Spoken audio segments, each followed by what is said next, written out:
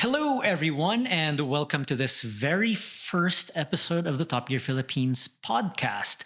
And with me is, it's Carla Chamonco from Top Gear Philippines, and well, I'm Anton Andres, also of Top Gear Philippines, obviously.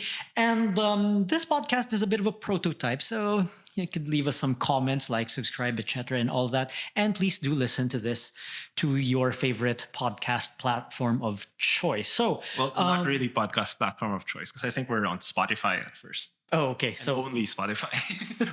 But expect us to go a little bit further on later on, maybe like Apple Podcast or something. Si Sam na bahala dyan, actually. okay.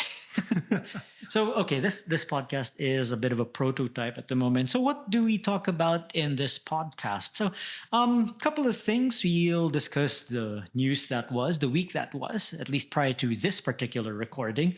And, we're also going to talk about general car topics we do enjoy talking about, as well as marketplace finds and, the cars we've been driving this past week. So, Yeah, it's a little bit of a behind the scenes also of Top Gear Philippines. No, a lot of people, they see us on YouTube and they see us on Facebook, but it's nice also to have a little bit of parang preview na rin of what exactly we're driving over the week, because I'm sure it takes a few days to edit a video or write an article, but at least now we can give our live thoughts while it's still fresh. No. yep, exactly. And we're going to kick things off with the news. And of course, we all know Bagyong Karina hit all of us hard, and manufacturers are offering a helping hand, Carlo, which manufacturers have offered so far, at least at the time of recording. At the time of recording, the first one that actually we heard of was Honda. Yes. Yeah. And then there was Cherry, and then followed by Ford. At the moment, we're not too sure if other manufacturers are going to offer discounts on parts. Yeah, so they're offering discounts on parts on those affected by Karina, which I think is always a good thing. No? Yes, yes, it's not the first absolutely. time it's happened, honestly, but it's nice to see that the car industry can actually come together at times like this, times of crisis, where, of course, the car is like your second most expensive purchase, Yes. and it's the one most likely to be affected by floods. So it's nice that everyone's coming together and slowly offering certain after sales Yeah. discounts. Yes, so that was the big news here. But in the world of motorsports, there's a lot going on. F1 silly season is back. So you have Carlos Sainz. Signs. Sainz has signed for Williams. Yes. And actually, it was a bit of a surprise move because his dad, Carlos Sr., has long time been an Audi guy. And now he's coming in 2025. Well, 2026, if I recall correctly. But yeah, sometime there. And actually, honestly surprised that Mercedes didn't pick up Carlos.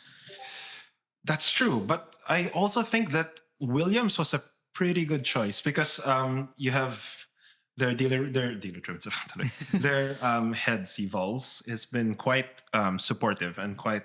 He's, I think, taking after Toto a little bit in the way his leadership style has been developing for the brand, and you can see it with Albon. Albon has been scoring points here and there. They're nowhere near the front, but they're quite competitive at certain times. Like I think in Q2 or free practice 2 in Belgium, Albon was in the top 3, I think. Yes. So interesting for Sainz. But there's also more news from Belgium. Oh, dear Lord. So if you are a George Russell fan, we are so sorry. Or rather, well, rules are rules, rather. Carlo, could you care to explain that one? He was disqualified for having an underweight car. So basically what happens is before the race, the cars are weighed. And when they weigh the cars, they usually empty all the fuel from the car. And there's a minimum weight that you have to hit. Yeah. And he apparently forgot to empty all the fuel, which means at the end of the race, after his win, when they emptied the car, he was about 1.5 kilos overweight. Underweight, Yeah. Which meant he was disqualified from his win, which is a bit of a sad thing. Yeah, and I mean, okay, rules are rules and stuff like that. But oh boy, dude, that's gonna be tough because we're heading into the summer holiday. Yes, that's 4 weeks. F1 summer holiday, obviously not summer here, but there's only one way to go, and then that's just to pick yourself up and just drive from there, and hopefully that doesn't happen again. Yeah, it's a bit of a sad thing because he did drive a very good race in Belgium. Everyone else went for a two-stop strategy, and he was asking his engineer, and the engineer said, "You know what? End of the day, on this strategy of a one-stop, you'll end up fifth. If you switch tires now, you end up fifth anyway." So George decided to go for it, and he had an epic drive, kept his tires in check, and Lewis couldn't overtake him.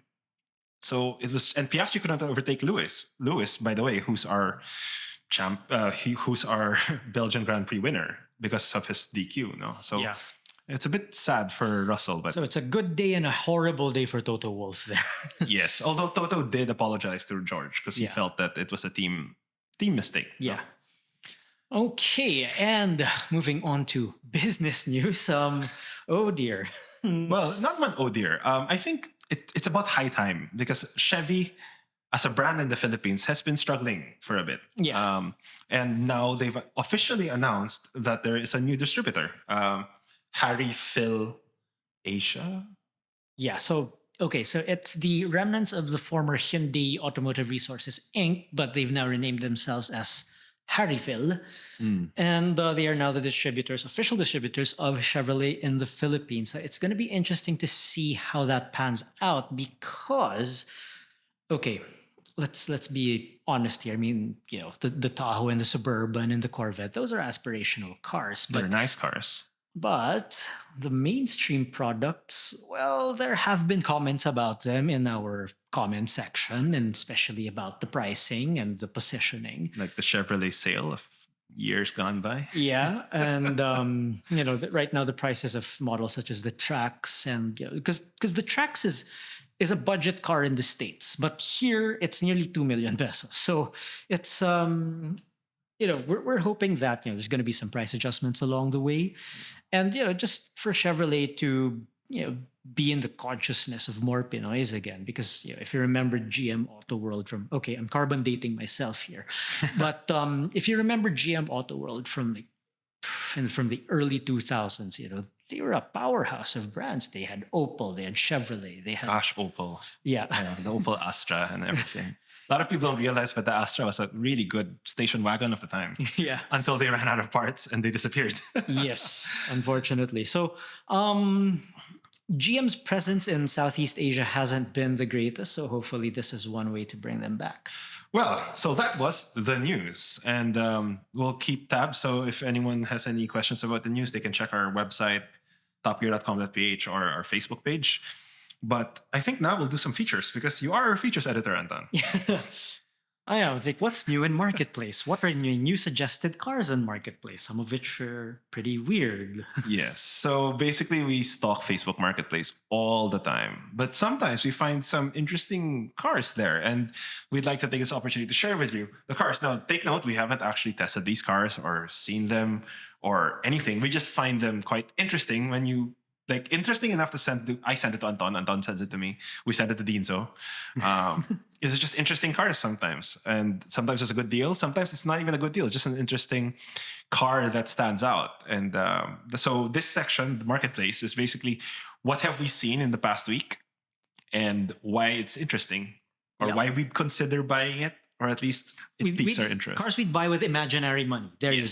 Imaginary money. It's a good what's this? It's a good exercise to work, and it's motivation to work harder. Yeah. So I'll let you go first, Anton. What have you seen? Okay, so this was actually, I just saw this a while ago actually, and it was an FN2 Civic Type R. Now the FN2 Civic Type R is what some people would call the Euro Type R, sold in the late 2000s until early 2010s. It's shocking that there was one. Well, I know there are a few here, but someone's actually selling it. Yeah. And of course, it comes with the 37 wheels, and it's currently listed at 1,950 million. It's a bit steep, no? Especially for a car that's never been sold here officially. Yeah. Parts wise, well, it's a here's the thing. If you're buying a car that was never sold in this country, you immediately know what you're getting yourself into. Yeah. You know that parts might not be as easy. You know that service might not be as easy. But if you have this mindset that I want this car and I'm willing to do everything It's true. to keep this car running for as long as I can, the parts availability might not even bother you anymore. Well, for me, it's not really the parts availability with that. It's collision part availability. Oh, so okay. the engine, all that, you can just have it, It's oil a Civic change. Type R engine, yeah. Yeah. The problem is if a Jeep comes in and mention sinagasaan yung side panel or mirror, Oh yeah, yeah. God that forbid is your true. hood, you're pretty much up shit's creek. Just bleep it out. I've seen that happen. No, the gray imports, they get into a slight accident and suddenly you're searching UK eBay. For Yeah, parts. that's true. So that's your pick. One of the picks, actually, it's a pair. I'm going to cheat a little bit. Yeah. And I saw two cars being sold. One is a Golf GTS, and the other Ooh. is a Polo. So the two Volkswagens. Yes. But the one that's interesting for me is the price. The Golf GTS was posted at 570,000 pesos for a TDI diesel station wagon. Interesting. More interesting is the Polo, because the Polo... Wait, is it a buy one take one bundle with a Golf? No, it's not. But the Polo is 250K. Wow. Which puts it in sorta kind of like want to see what Volkswagen's about territory. They're both good cars. They were brought in by Volkswagen, the distributor, before they went on they changed their lineup from the German cars. No. So, yeah. but what do you think of these cars? Okay, as a car, I like the Golf, and I was able to review the Jetta way back then, and basically they're almost similar. And the Golf and the Jetta are basically baby Audis. Yes, that's what They're basically baby Audis. The Polo, on the other hand, very short experience with it. I thought it was good. I thought it was a robust little car. It did feel its age by the time they sold it here, because the Mark 6 Polo, by the time it got here, was already a couple of years old. Mm. So if you compare it to, say, a Honda City or a Mazda 2 of the same age, the Polo felt old. Yes, but a Mazda 2 of the same age is a little bit more than 250K. That's true. And the Honda City more so, yeah. But how about you, Anton? What have you seen on Marketplace? Oh, you know what else I saw on Marketplace? They're not used cars. There's new cars? Yeah. What cars have you seen in the market? All new Prados. Oh God, the Prado. And of course, I was talking to a friend of mine. We were chatting about it, and I shared a screen cap of a couple of Prados being sold above SRP. Let's just What's say the SRP of the Prado now? So the SRP of the Prado now is 4.8 million. Okay. And what have you seen in Marketplace? 6.8 million. 2 million pesos. Yeah, and I remembered he told me, he's like, yeah, he called it that he was gonna see markups of up to 2 million pesos, maybe even more, depending on the demand or the lack of supply. And it's interesting to see how much markups I'm seeing on the Prado already. Of course, there's a lot of chatter online saying like, oh, this and that, and I don't want to say things that'll get us in trouble. But why is that the case for every Land Cruiser product or every Japan-made Toyota product? Well, I'm sure it's just the law of supply and demand, right? You have the demand being outstripping supply, like by like 100 to 1. Yeah, Toyota didn't even do a launch of the Prado. They just did a silent launch. They sent press releases and they sent information and updated their website. But the car is so popular and the stocks are so low that there's just no point having a demo car and everything. In fact, I don't think Toyota's had the demo car of the Land Cruiser ever. The 200 series never had a demo unit. Surprisingly, the 150 series Prado did. But I wasn't motoring yet. Oh, interesting. Interesting. A little history there. Yeah. So Prados, oh God, I think it's just the demand for it because it just looks so damn cool. It looks cool. It goes off-road. It's got that, overlanding became kind of a thing during the pandemic. And it just came at the right time. It's going up against the Bronco in price. In terms of looks, honestly, I think it's in about the same boxy shape thing, no? But the markups are... Okay, so you're going to have the patience of a saint if you want to buy one at SRP. Either way, trying to buy one at SRP is like asking a Filipino, have you ever not ridden a Vios? True, true. But also, maybe we get someone from Toyota to talk to us about it and see what are they doing when it comes to Yeah. prices like this. Because we all know that whatever money the resellers are making, it's not the dealers making the money or Toyota making money. So Exactly. kawawa na lang sila, diba? Yeah. Okay, so what are we driving this week, Anton? Okay, so I actually just published my review of the Mitsubishi XForce. How'd you find it? Okay. Okay. The thing about the Mitsubishi XForce, there's a lot of hype surrounding it. There's a lot of buzz surrounding it. And okay. The thing about, when we do first drives is like everything's new, everything's fresh. It's like, wow, that's our general impression for any first drive. But that experience becomes different the moment you take it out in the real world. I don't know. I kind of liked the X-Force. When I sat in it, it was quite, like, the materials were nice. For a Mitsubishi interior, it is so far beyond what they used to do. Everything looked modern, felt modern. You had that nice little white felt. Not felt. It's an interesting material. Interesting material choices, yeah. Generally, it's a good car. Generally. Obviously, it doesn't lead in terms of powertrain. The ride I found a bit wallowy at some points. But you know what? It's got a soft ride. It's generally comfortable. Okay, maybe it's not the most powerful in its class, but it gets the job done. Yeah, you have to remember, a lot of people don't like the harsh ride. Yeah. Yeah. And I was surprised at its space. It's okay. There are some crossovers that are a little bit more spacious inside, but when it comes to its size, it's not bad. But what genuinely surprised me was the cargo area because it has a false floor. And we recently took it to baby fair shopping, and it managed to swallow everything. And then, so you mentioned the HRV a while ago. We also had that this week, no? Yeah. It was another Carina car. Yeah, that was another Carina car that we had during that time. And you know what? Even if it's a couple years old already, it's still a pretty solid subcompact crossover. And at the same time, maybe because there's a Japanese version of it, that's why it just feels Honda's more substantial. Always good at that. It makes they make their cars feel like, I don't know, solid. Yeah. Solid's a term. It's a far cry from the Hondas that we were talking about like earlier. We were talking about Sheng's first gen Jazz. Yeah. Those Hondas were solid, but sparse. The newer Hondas now, I mean, just look at the Type R, right? Yeah. Okay, upcoming cars. What can everyone expect from Top Gear this week? I have, that's actually on the way home right now. It's a Ford Territory Sport. And I'm going to be honest here, I'm not expecting it to be totally different from the Titanium and the Titanium X that I've driven before. But this is probably the first time I'm driving a Ford Territory while it's still kind of fresh. Because by the time the test units actually got to me, like they've done like 10,000, 15,000 kilometers already. And they're pretty beat up already. Yeah. So this is the first time I will experience a Territory, before everyone has sat in it. At least, no?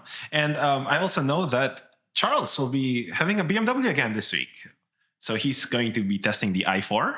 It's something that we've driven before when we went to Batangas. So that video, you can see it in the link over there. That video was quite cool, but it's also like a straight road trip. We went from Manila to Batangas and back in the i4. I mean, Leandro almost got stranded because he used up 60% of his battery on one way.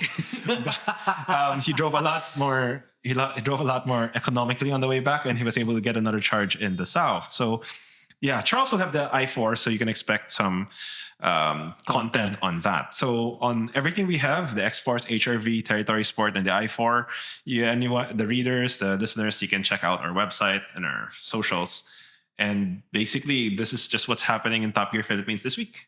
Yep. And we hope you will support us in the coming episodes if there will be a next episode. I'm sure there will be. Yeah. We're planning on bringing in some guests from the industry.